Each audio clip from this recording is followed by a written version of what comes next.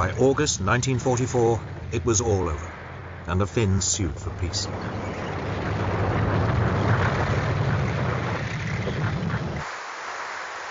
It was now that Stalin showed the first signs of a pattern that would be repeated across Europe.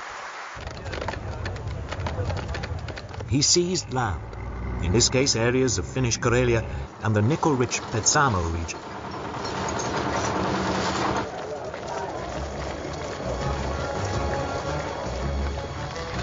Next, Stalin's attention turned to Central Europe. In the summer of 1944, he launched what he called Operation Bagration, named after a Russian hero of the Napoleonic Wars. At 5 a.m. on June the 22nd, 3 years to the day after Hitler's invasion of the Soviet Union, the guns of the Red Army began a ferocious bombardment of German forces in what today is Belarus.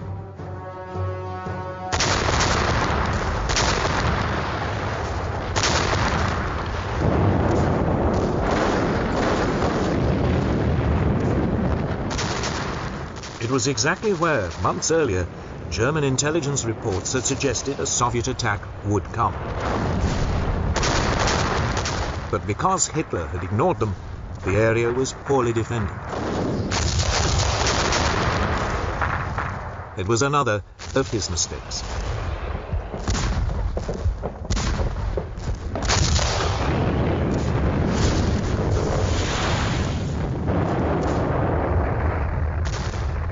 The Germans were now being pounded along a 350-mile front. In some places, the Russians used over 400 guns for every mile.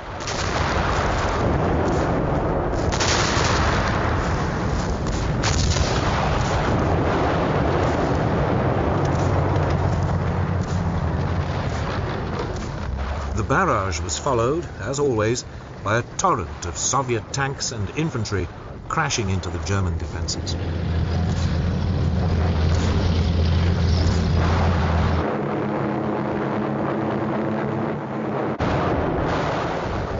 To make matters worse for the Germans, they had almost no air support. Much of the Luftwaffe was still tied up defending the German homeland.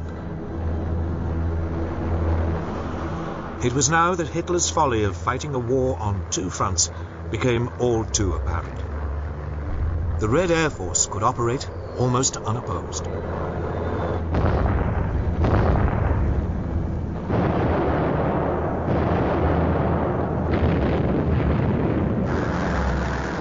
Russian planes struck deep behind German lines, cutting communications and harassing reinforcements.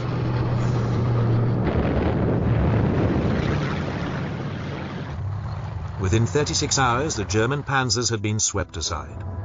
About 50,000 men faced encirclement in the German-held town of Vitebsk.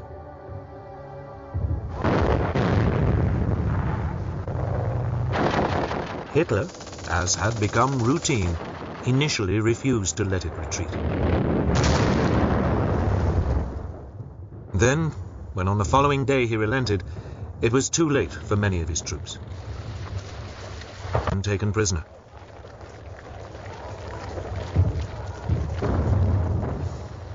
Further south, along the Belarus front, the pattern was repeated. Hitler, now furious, sacked his general, Field Marshal Ernst Busch. Once again, he brought in his favorite, the now promoted Field Marshal Walter Model. But it made no difference. Town after town fell.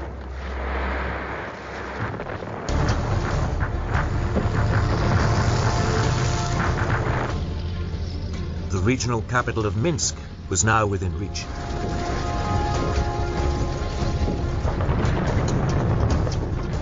Two days later, the Red Army encircled it.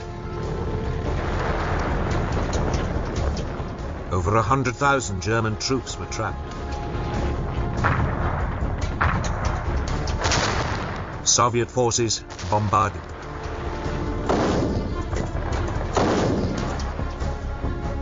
Within a week, the German survivors surrendered.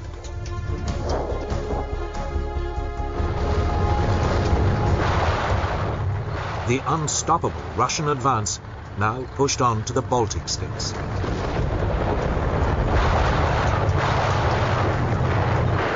First of all was the Lithuanian capital of Vilnius.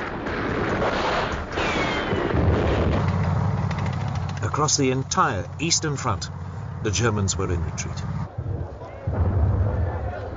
But they left behind them towns and countryside laid waste.